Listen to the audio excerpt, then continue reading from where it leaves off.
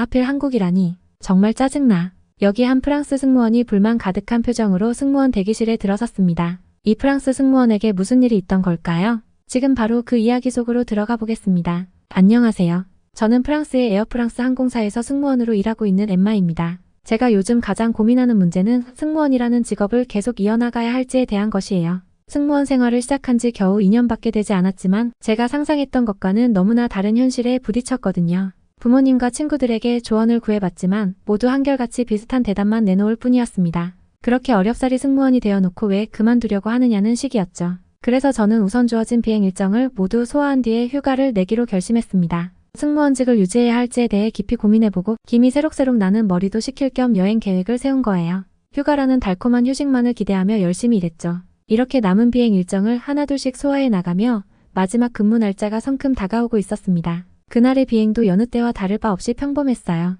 터키에서 출발해 러시아를 경유한 뒤 일본으로 향하는 일정이었죠. 비행 전 약간의 몸살 기운이 느껴졌지만 약을 챙겨 먹고 일에 임했습니다. 휴가를 코앞에 둔 마지막 비행이라는 생각에 절로 들뜬 마음이 들기도 했죠. 하지만 그 설렘도 잠시 뜻하지 않은 사건이 저를 기다리고 있었습니다. 비행이 시작되자 그날따라 유독 이상한 느낌이 들었어요. 평소에도 가끔 불규칙한 움직임이 있기는 했지만 혹시 모를 일에 대비해 부기장님께 보고를 드렸습니다. 그러나 부기장님은 별거 아니니 신경 쓰지 말라고 하셨죠. 그렇게 첫 번째 경유지인 러시아에 도착했고 그곳에서 2시간 정도를 대기해야 했습니다. 러시아 공항은 저에게 생소한 곳이었는데 그 불편함이란 이루 말할 수 없었어요. 공항 시설도 낡고 오래된 데다가 동료 승무원이 귀띔해준 대로 러시아에는 소매치기가 많아 소지품 관리에 각별히 신경 써야 한다고 하더라고요. 그래서 피곤함에도 불구하고 편히 쉬지도 못한 채 일본행 비행기에 몸을 실었습니다. 그런데 비행 중 이상 징후가 더욱 심해져서 부기장님이 아닌 기장님께 직접 상황을 알렸어요. 제 직감이 맞아떨어졌던 거죠. 알고 보니 비행기에 심각한 결함이 있었고 지금 당장 비상 착륙을 해서 정비를 받아야 한다는 것이었습니다. 저희 항로에서 가장 가까운 공항은 대한민국의 인천국제공항이었죠. 관제탑과 교신 끝에 인천공항에 착륙 허가를 받았어요. 갑작스러운 비상 상황이었기에 승객분들께 상황을 설명드리고 인명피해가 발생하지 않도록 만전을 기했습니다. 다행히 비행기는 무사히 인천국제공항에 안착할 수 있었습니다. 한국의 공항은 저에게 완전히 새로운 경험이었어요. 러시아에서 느꼈던 것처럼 한국에 대해서도 큰 기대를 하지 않았죠. 솔직히 말해서 선진국인 일본에 가면 굳이 한국에 들를 이유가 없다고 생각했거든요. 이번 휴가 계획을 세울 때에도 아시아에서는 오직 일본만을 염두에 두고 있었습니다. 일본 특유의 문화와 매력에 빠져 있었기에 한국보다는 일본이 모든 면에서 낫다고 여기고 있었던 거죠. 사실 승무원 생활을 하면서 아시아인 승객들에 대해 그리 좋은 인상을 받지 못했어요. 비행 중에 시끄럽게 떠드는 건 기본이고 그들이 사용하고 간 좌석은 더러움의 극치를 달렸죠. 특히 그들은 무언가를 주문해 놓고선 승무원이 가져다 줄 때까지 기다리는 인내심이 없어서 늘 재촉하곤 했어요.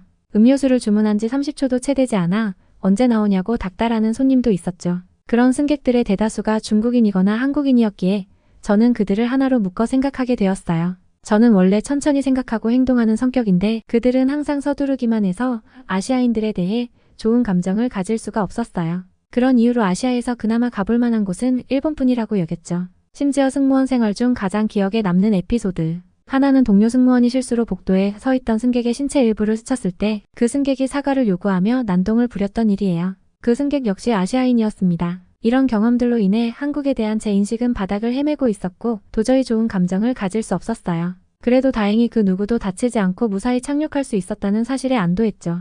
알고 보니 비행기의 문제는 한두 군데가 아니었고 만약 일본까지 비행을 강행했더라면 엄청난 사고로 이어질 뻔했다고 합니다. 비상 착륙을 하지 않았더라면 어떤 참사가 일어났을지 상상조차 하기 싫을 정도였어요. 사실 저는 일본이 코앞인데 하필이면 한국에 발이 묶여야 한다는 사실이 몹시 아쉬웠습니다. 비상 착륙 시에는 보통 2~3시간이 아닌 하루나 그 이상을 머물러야 하는데 한국에서는 할 일이 없을 것 같았거든요.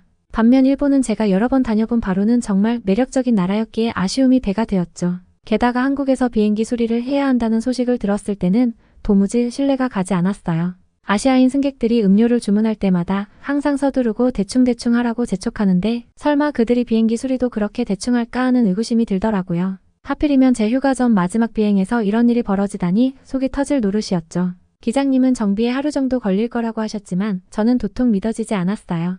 비행기에 사소한 결함이 생겼을 때는 하루면 해결된다는 건 알고 있었지만 이번 경우는 간단한 문제가 아니었거든요. 한국 사람들은 도대체 어떻게 이걸 하루 만에 끝낼 수 있다는 건지 이해할 수 없었습니다. 저는 상황을 승객분들께 알려드렸고 갑작스러운 일정 변경에 불만을 토로하시는 분들도 있었지만 무사히 착륙한 것에 안도감을 표하는 분들도 많았어요. 하지만 저에겐 또 다른 걱정거리가 있었죠. 러시아에서 겨우 2시간을 버티는 것도 힘들었는데 한국에서는 하루 넘게 어떻게 시간을 보내야 할지 짐을 하루 종일 들고 다닐 순 없는 일이라 막막할 뿐이었어요.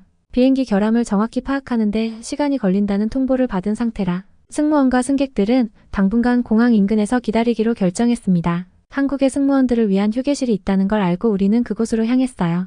휴게실에 들어서자 한국인 승무원들이 식사를 하는 중이었죠. 소문으로 한국 승무원들은 실력도 출중하지만 외모도 수려하다는 얘기를 들어왔는데 실제로 보니 과연 그 소문이 사실이더라고요. 정말 아름다운 분들이었죠. 저는 휴게실에 앉아 긴장을 풀고 있었는데 어느새 비행 전 느꼈던 몸살 기운이 되살아나는 듯 했어요.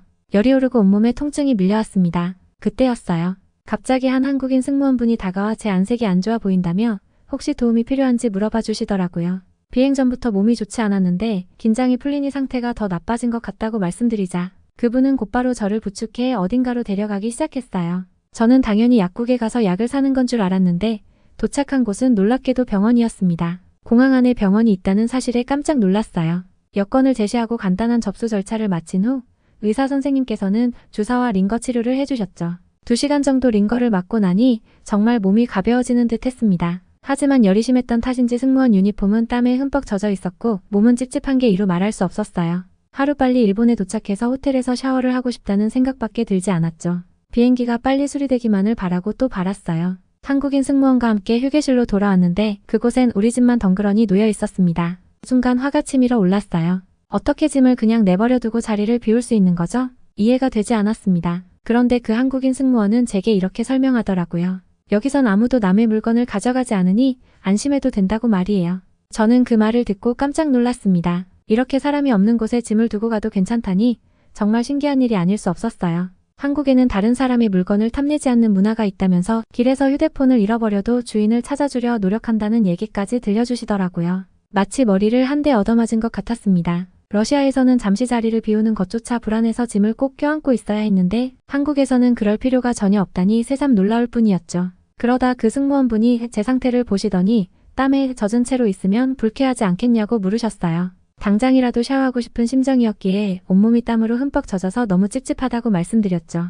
그랬더니 그분은 저를 다른 곳으로 안내했습니다. 도착한 곳에는 온갖 편의시설이 갖춰져 있었고 심지어 호텔까지 있었어요. 제가 입고 있던 승무원 유니폼도 급하게 드라이클리닝 맡길 수 있고 불쾌하다면 샤워도 할 수 있다고 하시더라고요. 인천국제공항의 시설에 눈이 휘둥그레졌습니다. 인천공항에는 제일터미널과 J터미널이 있는데 최근에 문을 연 J터미널은 정말 믿기지 않을 정도로 훌륭하다는 얘기를 들은 적이 있었어요.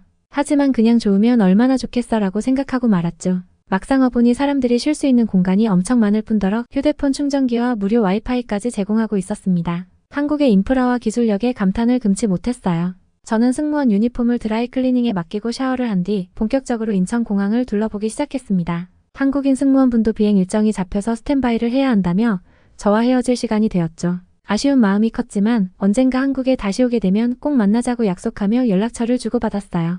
그렇게 혼자 남은 저는 인천공항 구석구석을 살펴보기 시작했죠.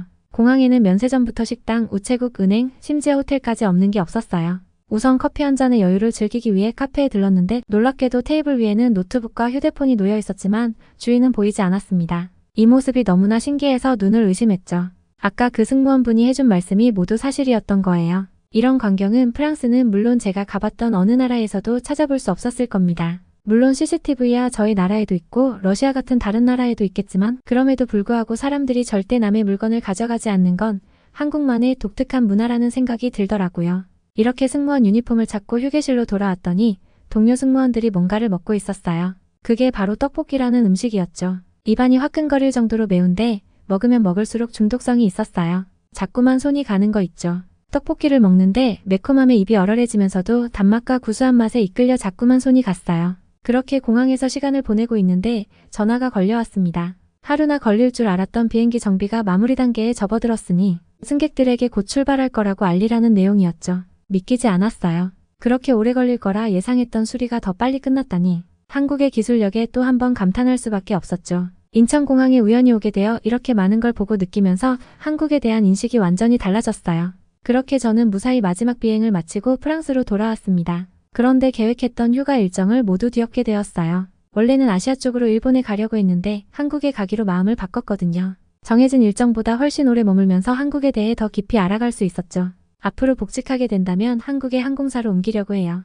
여행을 다니면서 가장 크게 느끼는 건 그 나라의 문화와 예절 같은 것들이 정말 중요하다는 거예요. 그런 면에서 한국은 최고의 여행지라고 할 수 있죠. 치안도 잘 되어 있고 볼거리도 풍부하며 먹거리는 더 말할 것도 없이 훌륭하니까요. 누군가 여행지로 어디가 좋겠냐고 묻는다면 주저없이 한국을 추천할 것 같아요. 이번 사연을 들으시면서 어떤 생각이 드셨나요? 한국에 대해 새롭게 알게 된 점이 있으신가요? 우리에게는 너무나 당연한 일상이 누군가에게는 놀라움과 감동을 줄 수 있다는 걸 깨달았습니다. 한국의 문화와 인프라, 그리고 무엇보다 사람들의 정직함과 친절함이 세계인의 눈에 어떻게 비치는지 알 수 있는 소중한 기회였던 것 같아요. 우리가 이런 소중한 가치들을 당연하게 여기지 않고 늘 감사하는 마음으로 지켜나가는 것이 중요하겠죠. 한국이 가진 아름다운 모습을 더 많은 사람들과 공유하고 세계인들과 소통하며 우리의 진정성을 알려나가는 것도 잊지 말아야 할 것 같습니다. 앞으로도 이런 감동 스토리를 여러분께 전해드릴 수 있도록 노력하겠습니다. 오늘의 사연이 마음에 드셨다면 구독과 좋아요를 부탁드립니다. 채널 구독과 좋아요는 저희에게 큰 힘이 된답니다. 끝까지 시청해주셔서 감사드리고요. 다음에 더 좋은 사연으로 찾아뵙겠습니다. 고맙습니다. 감동코리아였습니다.